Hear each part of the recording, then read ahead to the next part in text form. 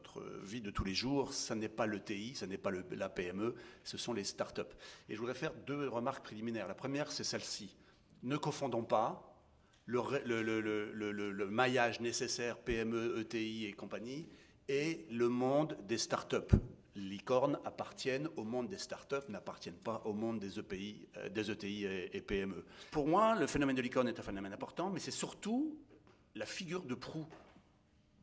La figure de proue du dynamisme entrepreneurial, de la dynamique, plus exactement, entrepreneuriale.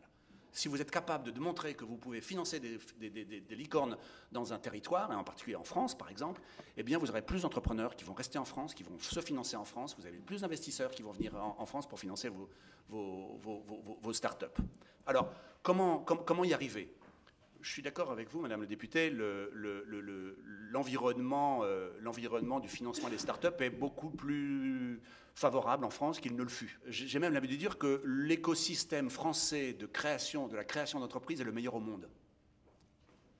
Avec 3 grands piliers que sont la BPI, avec le crédit d'impôt recherche et avec le statut de la jeune entreprise innovante. Je ne vais pas rentrer dans les trois détails, mais on a le meilleur. Et pourtant, on n'est pas capable. Ce qui se passe en ce moment, si on veut financer des licornes, c'est qu'on ne sait pas financer l'aval. Et là, il y a 2 façons de regarder les choses.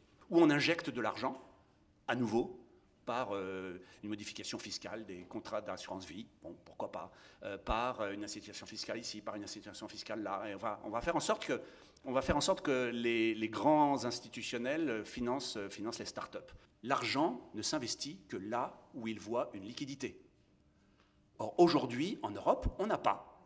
Pourquoi voulez-vous que des fonds de crossover, les grands fonds américains, qu'on arrive à faire venir investir dans les start-up à Lyon, Toulouse ou Lille, c'est possible de le faire. Mais à ce moment-là, ils vous disent, OK, mais vous vous américanisez. Parce que votre marché, il est là-bas. Et si votre marché est là-bas, ma liquidité, moi, fonds d'investissement, elle est là-bas également. Pourquoi ? Parce qu'il y a des outils comme le Nasdaq, comme le NICE, qui ont été créés. Je pense, moi, fondamentalement, qu'on arrivera vraiment à faire en sorte qu'on crée des entreprises de très grande taille en Europe, et de manière systématique, que lorsqu'on aura un écosystème boursier qui favorise ce genre de choses. Et ça ne peut se régler qu'au niveau européen.